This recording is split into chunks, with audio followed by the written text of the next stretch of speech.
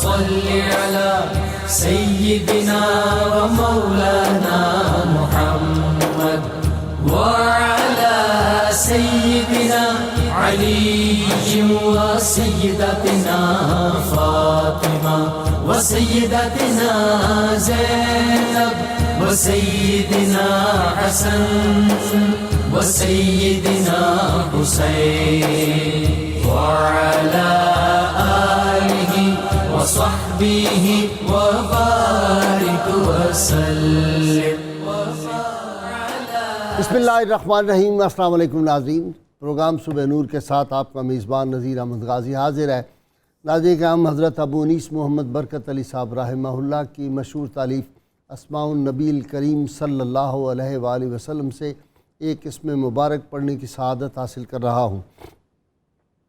سیدنا المرابط صلی اللہ علیہ وآلہ وسلم، ہمارے سردار جہاد کی تیاری فرمانے والے، درود و سلام بھیجے اللہ آپ صلی اللہ علیہ وسلم، آپ کی آل پاک اور آپ کے صحابہ کرام پر.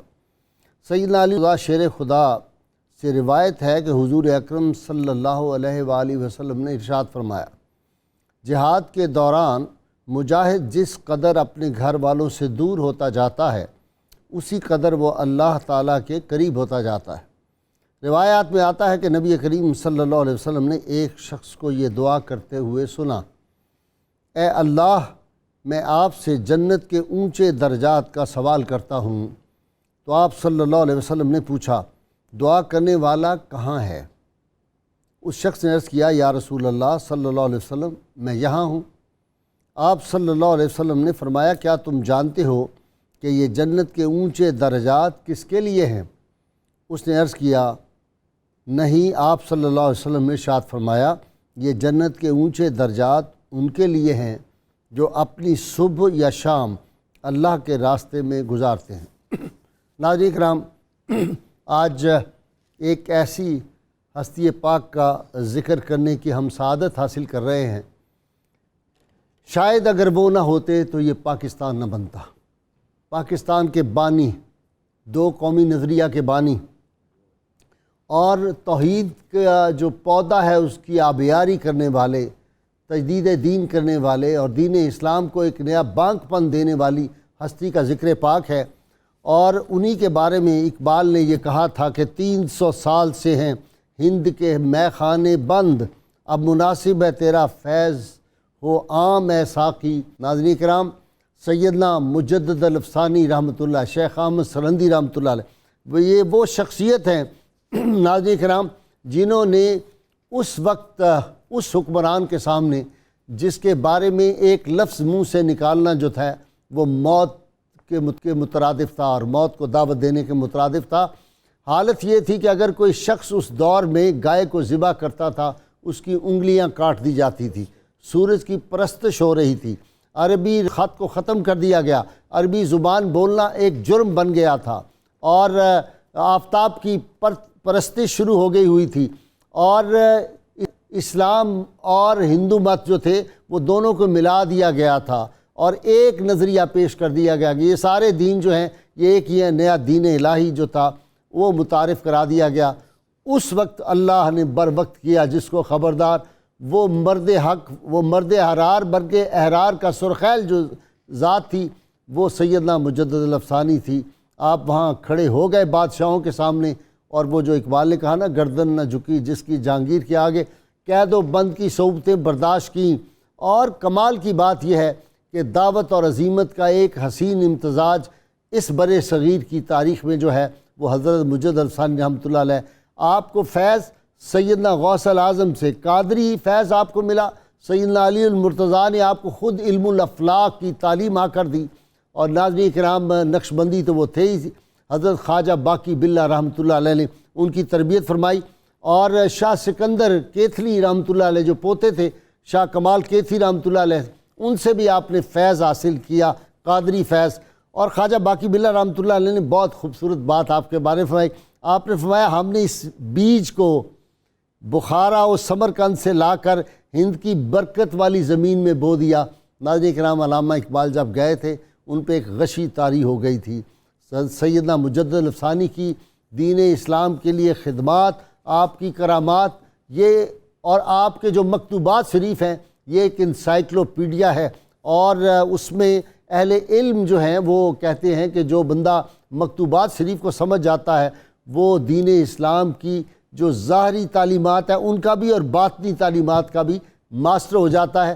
مکتوبات شریف جو بندہ ایک دفعہ اس سے پڑھ جائے، اس میں سے گزر جائے اور اس کو سمجھ لے، اس کو ڈبل PhD کی ڈگری دینی چاہیے۔ اللہم صلی علی سیدنا و مولانا محمد وعلی سیدنا علی و سیدتنا فاطمہ و سیدتنا زینب و سیدنا حسن و سیدنا حسین وعلى آله وصحبه وبارك وسلم اللهم صل على سيدنا ومولانا محمد وعلى سيدنا علي وسيدتنا فاطمة وسيدتنا زينب وسيدنا حسن وسيدنا حسين وعلى آله وصحبه وبارك وسلم۔ جی بسم اللہ الرحمن الرحیم، نحمد و نصلی و نسلم علی رسول الکریم۔ قندیل نورانی شہباز لامکانی حضرت مجدد ثانی رحمۃ اللہ تعالیٰ علیہ، آپ 14 شوال المکرم کو 931 ہجری میں پیدا ہوئے، 26 جون 1542 کے حساب سے سرہند شریف میں پیدا ہوئے، ضلع پٹیالہ مشرقی پنجاب میں ہوئے، اور اللہ تعالیٰ کی شان کہ اللہ تعالیٰ کے پیارے محبوب صلی اللہ علیہ وسلم نے بشارت دی آپ کے والد گرامی کو کہ ان کی کنیت ابو البرکات رکھنا ہے اور بدر الدین کو فرمانا ہے، اور شیخ احمد ان کا نام رکھا گیا، لیکن ان کا نام جو ہے اتنا لوگوں کو نہیں پتہ جتنا آپ کو مجدد ثانی کے نام سے جانا جاتا ہے، اور آپ 31 واسطوں سے فاروقی کہلاتے ہیں۔ سبحان اللہ۔ اور فرما میری ارادت سرکار دو عالم صلی اللہ علیہ وسلم کے ساتھ نقشبندیہ سلسلہ 21 واسطوں کے ساتھ ہے، اور قادریہ میں 25 سلسلوں سے ہے، اور چشتیہ سلسلے میں 27 واسطوں کے ساتھ میری ارادت سرکار کا نسل تمام سلاسل آپ کو حاصل، اور نسبت ویسیہ بھی فرماتے میرے ساتھ ہے، لیکن میں حضور صلی اللہ علیہ وسلم کو حاضر ناظر مان کے بات کرتا ہوں۔ یہ اللہ تعالیٰ نے کو یاد بخشا تھا، اور 17 سال کی عمر میں آپ نے تمام علوم حاصل کر لیے تھے۔ اس کے بعد پھر اپنے والد گرامی شیخ احد رحمۃ اللہ کی بارگاہ میں حاضر رہے اور فیض لیتے رہے، اور حضور صلی اللہ علیہ وآلہ وسلم کی عظمت و شان کا اتنا ان پر اثر تھا کہ آپ سرکار صلی اللہ علیہ وسلم کو ایسے حاضر ناظر جان دیکھتے تھے، اور ختم نبوت بڑا مضبوط ان کا عقیدہ تھا۔ سبحان اللہ۔ انہوں نے دین الہی کی مخالفت کی، اکبر کی مخالفت کی، جہانگیر کو انہوں نے بڑے ٹیکنیکل انداز میں لائن پر لا کے ملت اسلام پر کرم فرمایا، مہربانی فرمائی ہے۔ اچھا، آپ کے والد گرامی کا نام شیخ عبدالاحد تھا نا؟ اچھا جی، ایک سٹیج پہ ڈاکٹر صاحب آپ کو یاد ہوگا کہ اکبر کو ابو الفضل اور فیضی نے کہا کہ نبوت کا دعویٰ بھی کر دو، تو وہ نبوت کا اعلان کرنا چاہتا تھا، تو جب وہ مسجد میں گیا نا، دہلی کی جامع مسجد میں، تو اس کے منہ سے الفاظ ہی نکلے، وہ کانپنے لگ گیا، وہ کہہ ہی نہیں سکا تھا۔ نبوت کا دعویٰ بھی موصوف کو کچھ لوگوں نے اٹھایا تھا کہ آپ کرتے ہیں۔ جی گائی صاحب، بالکل جب آپ حضرت مجدد الفسانی کی شخصیت کو دیکھتے ہیں تو ہندوستان کے اندر جو اسلام کا تسلسل ہے، اللہ رب العزت نے اس کا ایک باعث یا اس کی ایک دلیل سے حضرت مجدد الفسانی کو بنایا۔ اب دیکھیں ہندوستان کی تاریخ کیا ہے، ہندو مت ایک ایسا مذہب ہے، اس نے ہر آنے والے مذہب اور ملت کو کھا لیا، صحیح بات، اس جذب کر لیا اپنے اندر، سب تہذیبوں کو بھی اندر جذب کر۔ اچھا، اب سب تہذیبوں کو جذب کیسے کیا؟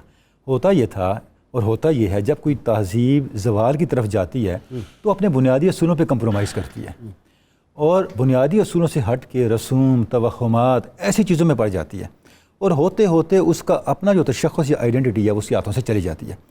حضرت مجدد الفسانی کی کنٹریبیوشن ہم یہ عرض کرنا چاہیں گے کہ اصل کنٹریبیوشن ہندوستان کے اندر یہ ہے، یہ وہ زمانہ تھا جس میں اسلام کے فالوور یعنی مسلمان اور یہاں کی جو ملت اسلامیہ تھی وہ اپنے بنیادی اصولوں پہ کمپرومائز کر رہی تھی، جس کا ایک مثال آپ نے اکبر کا اس دعوے کی طرف کر کے دی۔ بڑے بڑے اہل علم، بڑے بڑے صوفیاء بنیادی جو تعلیمات تھیں ان سے ہٹ کے خود ساختہ رسوم توہمات کے اوپر چل پڑے تھے، جو چیزیں کم اہمیت کی تھی انہوں نے انہیں میگنیفائی کر لیا، جو چیزیں اصل اہمیت کی تھیں ان کو نظر انداز کر دیا۔ اب دیکھیں مکتوبات میں حضرت مجدد فرماتے ہیں کہ نقد سعادت دارین وابستہ با اتباع سید کونین است و بس، دنیا اور آخرت میں اگر آپ نے سعادت حاصل کرنی ہے اس کا صرف ایک راستہ ہے، حضور اکرم صلی اللہ علیہ وسلم کی اتباع۔ سبحان اللہ۔ دیکھیں آپ نے صوفیاء کے کو جو خطوط لکھ، مثلا ایک صوفی کو آپ لکھتے ہیں میں نے یہ سنا ہے کہ آپ عشاء کی نماز اس لیے تاخیر کر کے پڑھتے ہیں کہ تہجد ساتھ ملا لی جائے، یہ غلط ہے، اللہ، یہ بدعت ہے۔ عشاء کی نماز کے وقت پڑھو، اس سے کیا ہوگا، ہوتے ہوتے جو تساہل ہے تمہارے فالورز اس کو شریعت کا درجہ دے دیں گے اور جو اصل تعلیم ہے وہ مسخ ہو جائے گی۔ یعنی آپ حضرت مجدد الفسانی کی تعلیمات کو دیکھیں بھائی صاحب کہ اتنی آپ کے اندر ایک جس کو کہتے ہیں نا حریت دینی ہے، سوائے قرآن مجید کے اور سنت مبارکہ کے، آپ صلی اللہ علیہ وسلم کی سنت پاک کے، آپ نے کسی چیز کو معیار قرار نہیں دیا۔ آپ نے فرمایا کہ کوئی صوفی کتنا ہی بڑا صاحب الہام کیوں نہ ہو، کتنا ہی بڑا صاحب کشف و کرامات کیوں نہ ہو، جب میرے پاس آئے گا تو میں اس کے الہام اور کشف و کرامت کو سب سے پہلے میزان شریعت پہ تولوں گا، سبحان اللہ، میزان قرآن و سنت پہ تولوں گا۔ اور بھائی صاحب یہ اتنی بڑی بات ہے، آپ دیکھیں کہ آج تک ہمارے یہاں ایسا ہی ہے، آپ کو یہ کہیں سے ہوا مل جائے کہ فلاں صاحب کشف و کرامت ہیں تو اس کے سامنے آپ خدا اور رسول کو بھی بھول جاتے ہیں، ایسے بھاگ پڑتے ہیں سارے۔ یہ کیا ہے؟ یہ بنیادی طور پہ وہی ایک طرح کی وہ جو ذہنیت ہے اس کا تسلسل ہے۔ حضرت مجدد نے کیا کیا، اس احساس کو حقیقی احساس اور حقیقی شعور سے بدلا اور بتایا بھی یہ معیار نہیں ہے، اصل معیار قرآن و سنت ہے۔ اچھا بھائی صاحب، اب ہماری تاریخ میں اقبال کا بہت بڑا نام ہے، علامہ نے حضرت مجدد کی اسی بات کو آگے کنٹینیو کیا کہ ختم نبوت کا مطلب کیا ہے۔ ختم نبوت کا مطلب یہ ہے واحد چیز جسے آپ چیلنج نہیں کر سکتے وہ حضور اکرم پہ نازل ہونے والی وحی ہے، اس کے علاوہ ہر چیز کو آپ چیلنج کر سکتے ہیں۔ اگر آپ یہ اصول نہیں رکھتے تو اس کا مطلب یہ ہے کہ آپ جھوٹے نبیوں کے لیے امکان پیدا کر رہے ہیں، کیونکہ آپ ان کے لیے ایک سپیس دے رہے ہیں کہ آپ اس کے کسی کشف و کرامت، اس کے کسی روحانی واردات کو چیلنج نہیں کر سکتے۔ حضرت مجدد الفسانی کا یہ دیا وہ جو اصول ہے، جس کی طرف مکتوبات میں آپ نے بھی اشارہ کیا، مکتوبات بھرے پڑے ہیں آپ کے اس اصول سے کہ معیار صرف حضور کی سنت ہے۔ اس سے کیا ہوا؟ اس سے یہ ہوا کہ جو ہماری حقیقی پہچان تھی، جو تہذیبی تشخص تھا، اس کی بقا کا راستہ کھلا۔ اچھا حضرت، ویسے تو شروع ہونے انفارچونیٹلی اب ختم ہو گیا، یہ ہمارے مولانا سعید مجدی نے سلسلہ شروع کیا تھا مکتوبات شریف کا، وہ درس دیتے ہیں، اور ہمارے کئی بزرگ جو تھے مکتوبات شریف کا درس اب بھی ہونا چاہیے، اس میں علوم کے سمندر ہے۔ جی بے شک۔ ان کا عشق رسول میں تو پڑھ کے حیران ہو گیا، کہتے ہیں کہ میں ذات حق سے جو دوستی اور محبت ہے وہ اس لیے کرتا ہوں کہ وہ رب محمد صلی اللہ علیہ وسلم، سبحان اللہ، کمال ہے۔ اور مکتوبات شریف میں جزی صاحب یہ آپ نے بیان فرمایا ہے کہ ایک وقت کا فرض 1000 سال کے نوافل سے اعلیٰ ہے۔ اللہ۔ اور پھر آپ نے اپنے دادا ابو فاروق اعظم رضی اللہ عنہ کا واقعہ بیان کیا، فرماتے ہیں آپ جب نماز پڑھا لی تو نماز پڑھا کے آپ کا طریقہ مبارک ہوتا تھا، آپ نمازیوں کو دیکھتے تھے کون آئے کون نہیں آئے، تو ایک صحابی تھے، تابعی تھے، ابو سلیمان بن بحنسمہ، تو ان کو نماز میں نہیں پایا، تو آپ جب معمولہ سے فارغ ہو کے نا تو تشریف لے کے، تو بازار میں اس کا مکان تھا، تو دستک دی تو ان کی والدہ صاحب بی شفا باہر نکلی رضی اللہ عنہ، کہا بی بی السلام علیکم ورحمۃ اللہ وبرکاتہ۔ وعلیکم السلام۔ ویرو آج کیسے تشریف لائے ہم غریبوں کے گھر میں؟ اور میں سلمان کدھر ہے؟ وہ کام پر چلا گیا، میں آج فجر بھی نماز میں نہیں تھا، اس کے روز ہی آتا ہے، وہ نہیں آج کیوں نہیں آیا؟ تو عرض کیا حضور اس کو ساری رات نفل پڑھنے کا بڑا شوق ہے، اور رات نفل پڑھتا رہے، نماز جماعت کے ٹائم اس کو اونگ آ گئی ہے، نماز بھی اس نے پڑھ لی ہے، تو میں اس کو بتا دینا ساری رات نفل پڑھنا تیری خوشی ہے اور با جماعت نماز میں نہیں پا خوشی ہے، پہلے اس کو پورا کرنا ہے، پہلے ادھر آؤ اس کے بعد اسے کام کرنا۔ اتنی زبردست ان کی رسول پاک سے محبت اور حمیت کو بیان کیا ہے کہ آپ فرماتے ہیں کہ 1000 سال کے نوافل سے اعلیٰ ہے ایک وقت کا فرض کو ادا کرنا۔ اور زکوٰۃ کی بابت میں ایک جو ہے درہم دینار ادا کرنا، سونا پہاڑ کے برابر بھی تم صدقہ کرو تو وہ اس کا برابر نہیں ہو، اس کے برابر نہیں آ سکتا، یہ فرض ہے۔ اور اس لیے فوقیت دیتے تھے کہ آپ کو یہ منازل اور مقامات ملے تبھی ہیں کہ آپ مجدد پاک رحمۃ اللہ علیہ فرائض کو اور سنت مبارک کو اتنی عظمت اور فوقیت دیتے تھے، شریعت اور طریقت کو آپ نے ملا دیا ہے۔ بلکہ آپ نے بتایا کہ شریعت طریقت نام ہے شریعت پر چلنے کا ہے، واہ واہ واہ جو آدمی شریعت پر نہیں چلتا طریقت چل ہی نہیں سکتا، وہ واہ واہ واہ۔ طریقت جو ہے یہ شریعت پر چلنے کا نام ہے۔ اور آپ نے کتنا دیکھو کمال فرمایا کہ آپ ایک قدم بھی سنت مبارک کے خلاف نہیں چلتے تھے. سبحان اللہ. اس میں حضرات القدس میں لکھا ہوا ہے کہ آپ سرکار تراویح کی نماز پڑھنے کے بعد آرام فرمانے کے لیٹے تو دائیں کروٹ کی بجائے بائیں کروٹ لیٹ گئے. کچھ دیر کے بعد احساس ہوا یار میں تو غلط لیٹا ہوں. تو پھر احساس ہوا کوئی بات نہیں, آرام تو کرنا ہے نا. نہیں اٹھے, اٹھ کے پھر دائیں کروٹ لیٹے. اور آپ کا ایک مرید آپ کو پاؤں دبا رہا تھا, تو پھر آپ کو کشف ہوا کہ شیخ احمد سرندی تو نے کتنا میرے مئو کی سنت کی پاسداری کی ہے, اب قیامت تجھے عذاب نہیں ہوگا اور تیرے اس مرید کو بخش دیا جائے گا جو تیرے پاؤں مل رہا ہے. بلکہ جی یہاں تک کیا ہے کہ سرہند شریف کا جو قبرستان ہے وہاں پہ جو دفن ہوگا وہ بخشا جائے گا بے شک آپ کے فیض سے. اس پہ بہت زیادہ آپ کے صاحبزادے نے بھی لکھا ہے. اچھا یہ قیوم کا کیا تصور ہے آپ کے ذہن میں ڈاکٹر صاحب؟ بھائی صاحب ایسا ہے کہ یہ جو صوفیاء کے مقامات ہیں ان کے لیے مختلف اصطلاحات صوفیاء کے ہاں ہمیں ملتی ہیں, اور تمام جو بڑے صوفیاء ہیں بلکہ میں سیدنا علی اجویری کا ذکر کرنا چاہوں گا. اگر آپ کشف المحجوب کو بھی اٹھا کے دیکھیں تو اس میں بھی یہ اوتاد, ابرار, یہ سب اصطلاحات اس میں بھی بیان ہوئی ہیں. یعنی متقدمین صوفیاء سے ہمیں یہ سلسلہ ملتا ہے. اس کا مطلب یہ ہے کہ ہر جو مسٹک, ہر جو صوفی ہے اللہ کا ولی, اس کو اللہ رب العزت نے خاص منصب دے کے بھیجا ہے اس دور کے مطابق. جیسے غازی صاحب نیا زمانہ آتا ہے تو نئے مسائل ہوتے ہیں, نئی بیماریاں ہوتی ہیں, تو اس بیماری کو ٹھیک کرنے کے لیے نئی ادویات دی جاتی ہیں. بعین ہی ہر زمانے کی اپنی اخلاقی اور روحانی اور نفسیاتی بیماریاں ہیں. صوفیاء اخلاقی بیماریوں کے, روحانی اور نفسیاتی بیماریوں کے معالج ہوتے ہیں. علامہ صاحب ملا عبدالحکیم سیالکوٹی رحمۃ اللہ علیہ 350 برس پہلے حضرت کو پہلی مرتبہ مجدد الفسانی کہہ رہے ہیں, 1000 سال کا مجدد. اور 1933 میں آ کے اقبال بھی وہی بات کر رہے ہیں. یہ حدیثی میں ہے, ابو داؤد شریف جلد 2 صفحہ 421 میں آتی ہے, مستدرک میں بھی آتی ہے, مشکات کتابوں میں آتی ہے کہ اللہ تعالیٰ ہر 100 سال کے بعد ایک مجدد ایک شخص پیدا کرتا ہے, دین کی تجدید کرتا ہے. اور آپ 1000 سال کے بعد آئے, اس لیے آپ کو مجدد الفسانی کہتے ہیں. اچھا. اور مجدد ہوتا ہی وہ شخص ہے جس کے اندر 12 خوبیاں ہوں. اگر وہ نہ ہو تو مجدد نہیں ہو سکتا.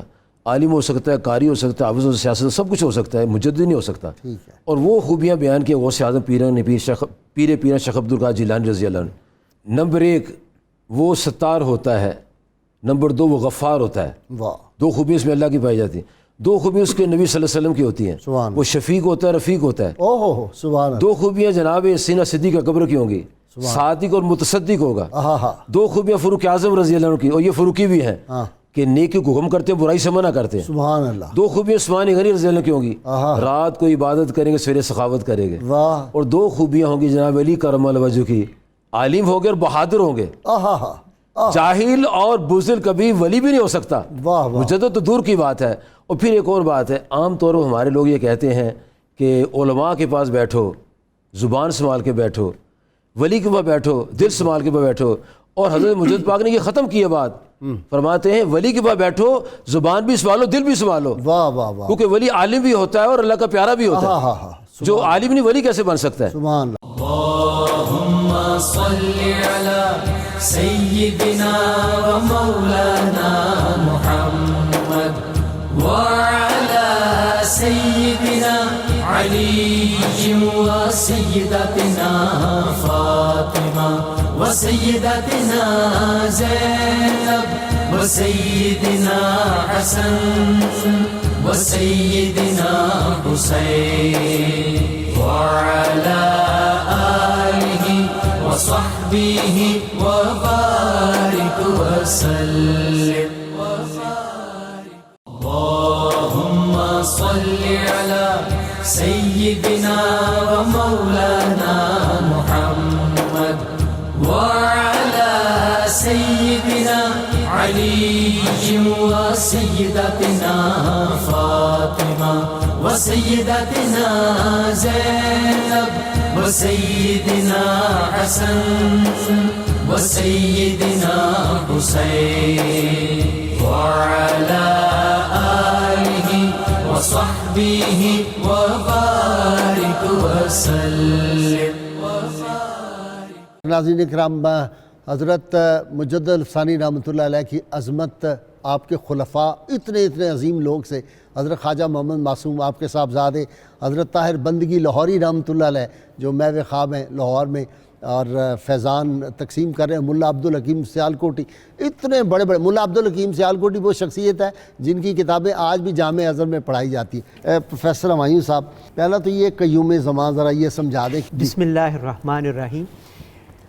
صوفیہ اور تصوف ان کے ہاں مختلف مقامات اور درجات ہیں جن کا کتب تصوف میں بڑی تفصیل کے ساتھ ذکر ہوا ہے، اور یہ اصطلاحات صوفیہ کے ہاں استعمال ہوتی ہیں، غوث ہے، قطب ہے، ابدال ہے، ابرار ہے، یہ پھر ان کی بھی آگے فردر قسمیں ہیں۔ تو بنیادی طور پہ یہ قیوم بھی انہی قسموں میں سے ایک قسم ہے۔ ہم نے بڑی معروف حدیث قدسی سنی ہوئی ہے کہ جب بندہ نوافل کے ذریعے تقرب الہی حاصل کرتا ہے تو اللہ فرماتا ہے کہ میں اس کے ہاتھ بن جاتا ہوں جن سے وہ پکڑتا ہے، میں اس کی آنکھ بن جاتا ہوں، میں اس کے کان بن جاتا ہوں۔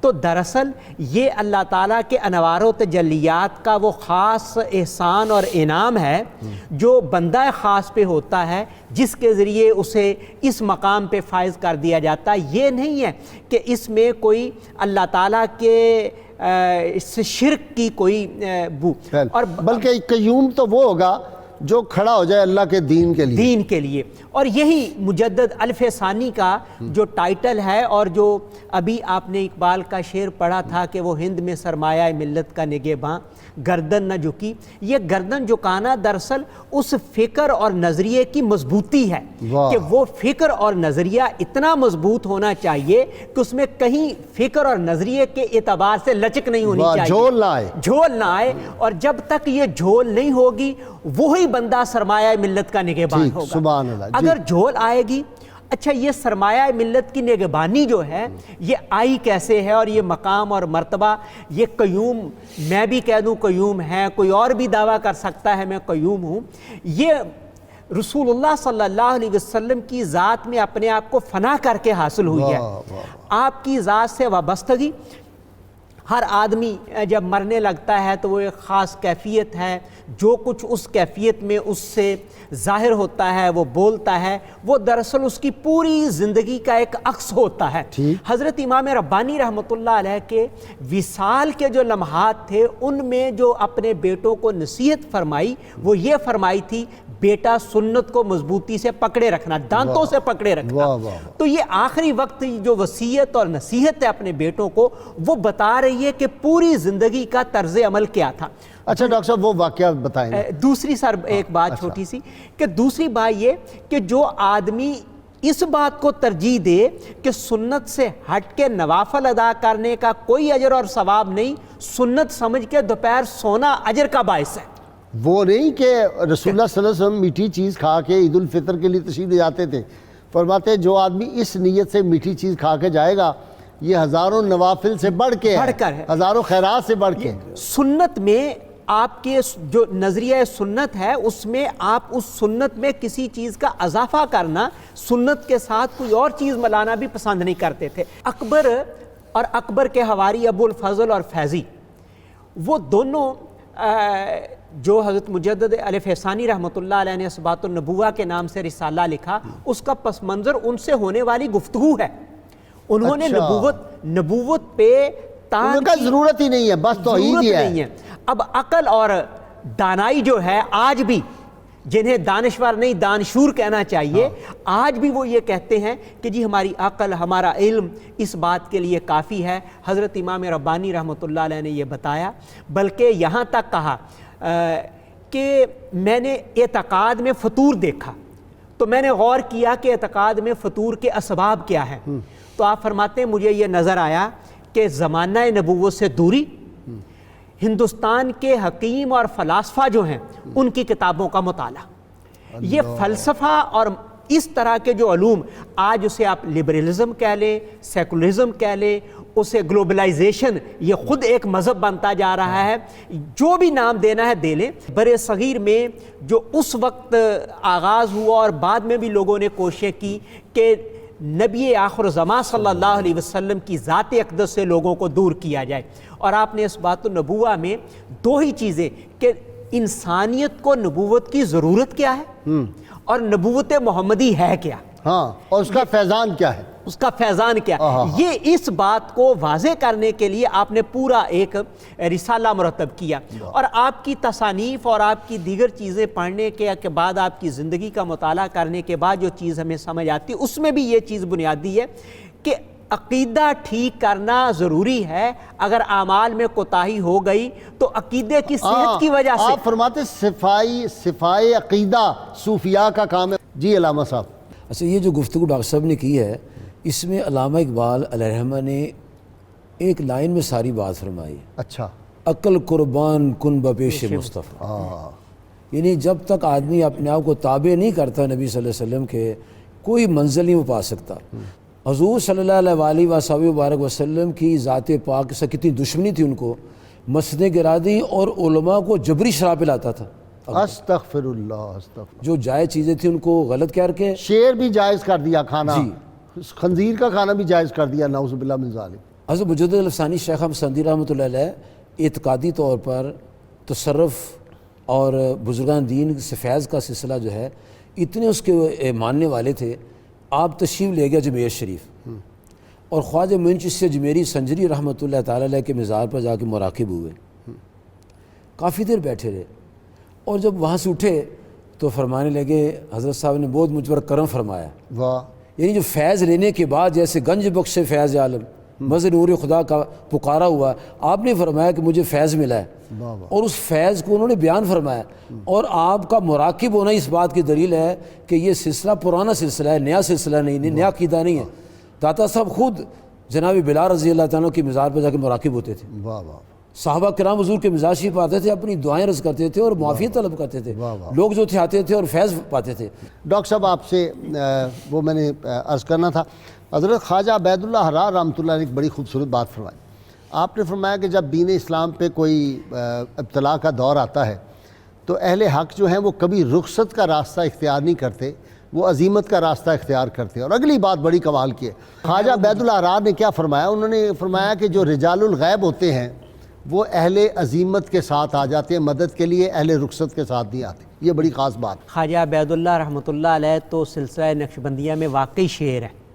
اچھا. ان کی یہ حضرت مجدد الفسانی رحمۃ اللہ علیہ پہ جو فکری اثرات ہیں وہ خواجہ عبید اللہ حرار رحمۃ اللہ علیہ کے ہیں. اچھا. آپ نے اپنی تصانیف میں ان کے حوالے بھی دیے ہیں، اور ایک خاص جو پولیٹیکل اپروچ بنی ہے مجددی سلسلے کی وہ خواجہ عبید اللہ حرار سے آئی ہے.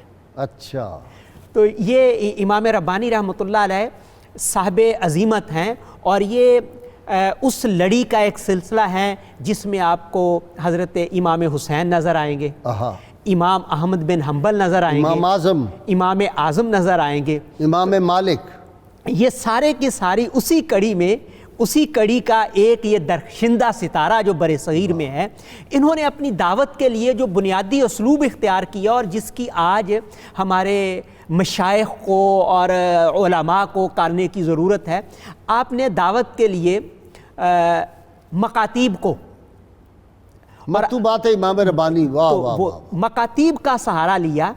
آپ چاہتے اس دور میں آپ کے اتنے مرید دربار میں تھے کہ آپ مسلح جد و جہد کے ذریعے تبدیلی لا سکتے تھے. وہ کون تھا اپنا جو آپ کا جرنیل نے کیا سارا کچھ، لیکن کامیاب بھی ہو چلا تھا. جی، آپ نے جو طریقہ، وجہ یہ تھی، آپ نے فرمایا کہ پچھلی حکومت جو اکبر کے دور کی تھی وہ تو صریح مخالفت اسلام والی حکومت تھی، لیکن یہ جو ہے یہ لا علمی کی وجہ سے جو کچھ ہو رہا ہے، کیا جا رہا ہے. تو حضرت امام ربانی رحمۃ اللہ علیہ نے مکتوبات کے ذریعے انقلاب برپا کیا، لیکن محبت خان کو منع کر دیا تھا، منع کر دیا.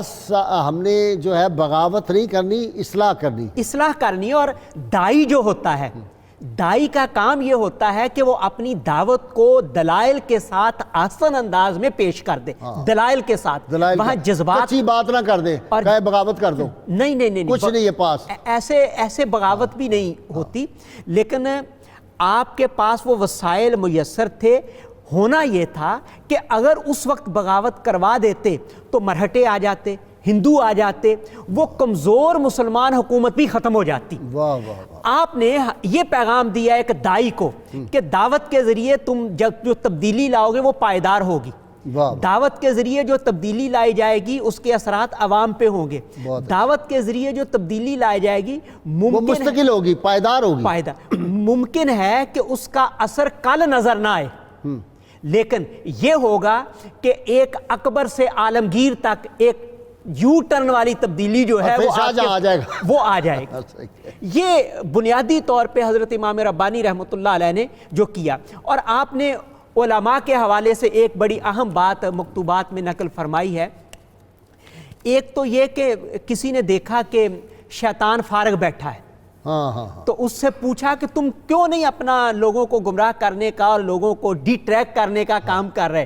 تو وہ کہنے لگا میرا کام یہ جو ہے یہ علماء نے سنبھال لیا ہے، تو اس لیے میں نے یہ چھوڑ دیا۔ اچھا، یہی بات وہ جو مکتوبات 2 صدی والے ہیں انہوں نے بھی اپنی کتاب میں یہ لکھا، کیا نام تھا ان کا میرے ذہن سے؟ حضرت شرف الدین یحییٰ منیری، ہاں یحییٰ منیری نام تھا۔ انہوں نے بھی لکھا کہ ایک اللہ کے ولی تھے، انہوں نے دیکھا شیطان بیٹھا ہوا ہے، سوٹے لگا رہا ہے بڑے آرام سے۔ انہوں نے کہا بھائی تمہاری تو بڑی ڈیوٹی ہوتی ہے، فارغ کیسے بیٹھے ہو؟ اس نے کہا جب سے علماء دنیا پیدا ہو چکے ہیں میرا کام انہوں نے سنبھال لیا، میں بہت آرام میں ہوں۔ اس کے مقابلے پہ امام ربانی رحمۃ اللہ علیہ نے ترکی میں حضرت مجدد الفسانی رحمۃ اللہ علیہ یا نام لیتے رہے وہ نہیں جانیں گے، جب بھی آپ امام ربانی کہیں گے تو وہ فوراً ہر ترک عالم اور پڑھا لکھا بندہ جو ہے امام ربانی کے لفظ سے فوراً جان جاتا ہے۔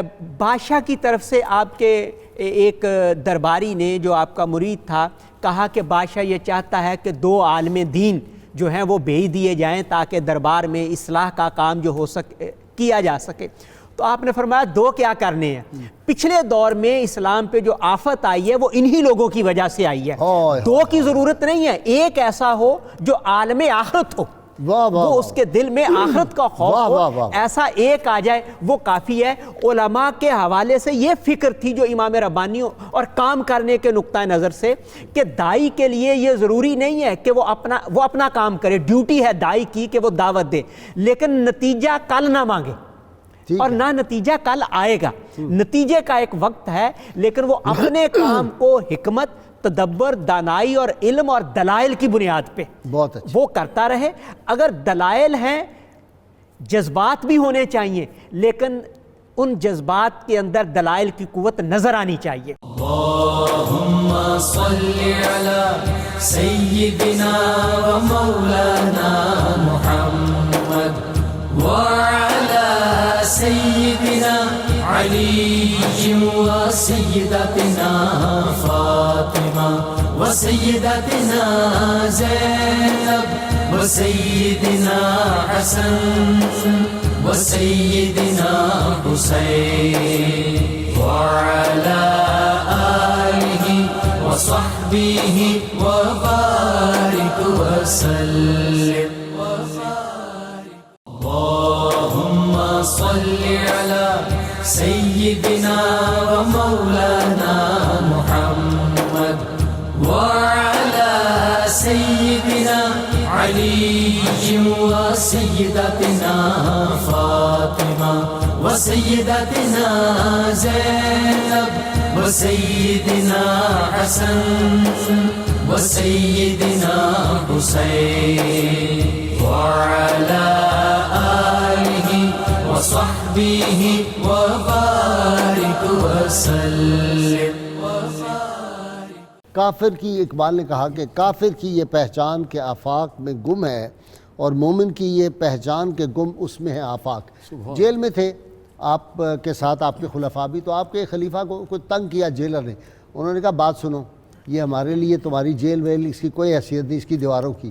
اور ایک دم انہوں نے کچھ کلمات پڑھے اور جا کے دیوار پہ بیٹھ گئے، جیل کی دیوار پہ اڑ کے بیٹھ گئے، اس کے کہنے لگے ہم یہاں سے جہاں چاہیں جا سکتے ہیں۔ تو مجدد پاک نے واپس بلایا، آپ نے فرمایا نہ، یہ کرامت کا وقت نہیں، استقامت کا وقت، بعد میں آنے والے تو نہیں نا یہ کرامت کر سکیں گے، اس لیے استقامت کا وقت کھڑے ہو کے بتانا ہے۔ اسی طرح میرے ذہن میں آتا ہے کہ امام علی مقام امام حسین علیہ السلام کے لوگ کہتے ہیں مجبور تھے، فلاں تھے، وہ مجبوری کوئی نہیں تھی، وہ استقامت کا راستہ دکھا رہے تھے، ورنہ تو وہ جنت کے شہزادے ہیں، وہ جو چاہے جنت سے آئے۔ استقامت جو ہے یہ فیض نبی صلی اللہ علیہ وسلم کا، آپ آسمان سے ہاتھ بڑھا کے جنت سے انگور توڑ سکتے ہیں، سرکار کائنات صلی اللہ علیہ وسلم، ہاں پھل توڑ سکتے ہیں، تو ابو جہل کو اٹھا نہیں سکتے تھے، سب کچھ کر سکتے تھے۔ ہر چیز کر سکتے ہیں، لیکن جو فیض محمدی صلی اللہ علیہ وسلم کے فیض یافتہ ہیں وہ بھی اسی طرز پر چلتے ہیں۔ ٹھیک۔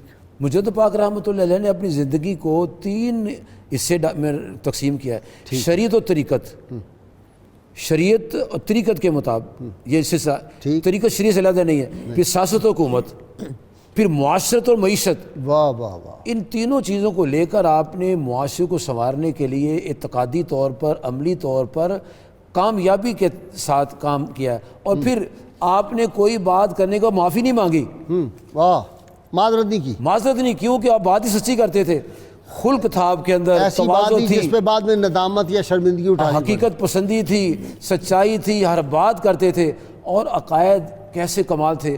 فرماتے ایک دفعہ میں قبرستان سے گزرا تو مجھے حدیثی یاد آ گئی کہ اگر اللہ کا دوست کوئی عالم دین قبرستان سے گزرے تو 40 دن تک اللہ تعالیٰ اس قبرستان کے عذاب ختم کر دیتا ہے۔ اسی وقت مجھ کو الہام ہوا، اے شیخ احمد تو یہاں سے گزرا، قیامت تک عذاب میں ٹال دیا اللہ اس قبرستان سے۔ بہت شکریہ، بہت شکریہ علامہ صاحب آپ کا، ڈاکٹر ہمایوں آپ کا بھی شکریہ۔ ناظرین کرام، کتاب الشفا سے نسخے کا وقت ہو گیا، اور آج مجدد پاک کی باتیں کرتے ہوئے مجھے لگا کہ 1 گھنٹے کا جو پروگرام ہے یہ شاید کوئی 5 منٹ میں گزر گیا ہے۔ آپ کی شخصیت کی عظمت اور آپ کے کام اور آپ کے مکتوبات پہ تو پہروں نہیں، ہفتوں اور مہینوں گفتگو کی جا سکتی ہے، اور میں تو میرے پاس وہ ہے مجدد پاک کی تعلیمات کے حوالے سے 26 والیوم میں جو ایک کتاب ہے حضرت مجدد پہ، وہ میرے پاس موجود ہے۔ تو اتنی زیادہ کتب آپ پہ لکھی گئی۔ کتاب الشفا سے اولاد نرینہ کے حصول کا نسخہ، رات کو سونے سے قبل سورہ ابراہیم کی آیت نمبر 38، 39 اور 40 41 بار پڑھ کر اپنے آپ پر دم کریں، مراد پوری ہونے تک یہ ورد جاری رکھیں، انشاءاللہ بہت جلد مراد پوری ہو جائے گی۔ شرط یہ ہے کم از کم 11 مرتبہ کوئی بھی درود پاک جو آپ کو آتا ہے وہ آپ ضرور پڑھیں۔ حضرت مجدد الافسانی رحمہ اللہ کا قول مبارک فرماتے ہیں، شیخ کامل کی صحبت سرخ گندک یعنی کیمیا ہے، اس کی نظر دوا اور اس کی بات شفا ہے۔ اللہ کریم سے دعا ہے اللہ تعالی ہمیں حضور رحمت عالمین صلی اللہ علیہ وسلم کی غیر مشروط محبت، لامحدود وفاداری نصیب فرمائے۔ اللہ تعالی ہمیں حضور رحمت عالمین صلی اللہ علیہ وسلم کی ناموس کی حفاظت کی توفیق عطا فرمائے۔ صاحبزادہ عثمان صدیقی منقد بارگاہ امام ربانی مجدد الافسانی۔ جی صاحبزادہ۔ مجدد الفسانی تھے، مجدد ثانی تھے، امی آقا کی سنت کے مجدد الفسانی تھے، امی آقا کی سنت کے عمر فاروق کے دلبر، عمر فاروق کے دلبر، نگہباں دین و ملت کے عمر فاروق کے دلبر، نگہباں دین و ملت کے تھا قدموں کے تلے روندا جہانگیری تسلط کو، تھا قدموں کے تلے روندا جہانگیری تسلط کو، مخالف تھے مجدد الفسانی شرک و بدعت کے، مخالف تھے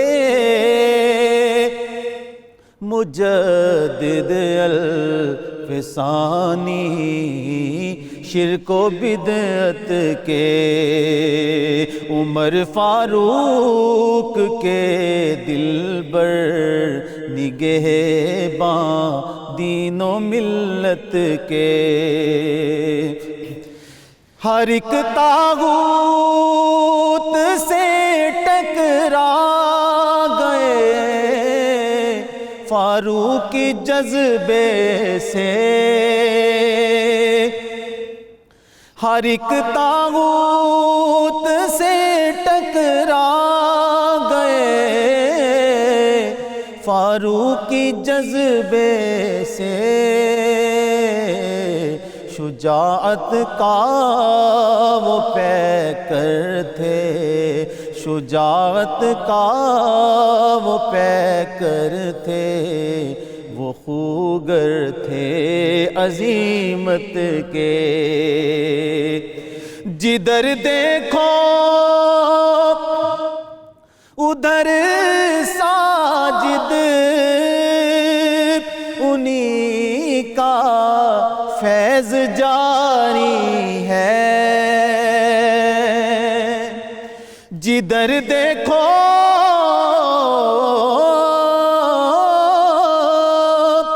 جدھر دیکھو ادھر ساجد انہی کا فیض جاری ہے،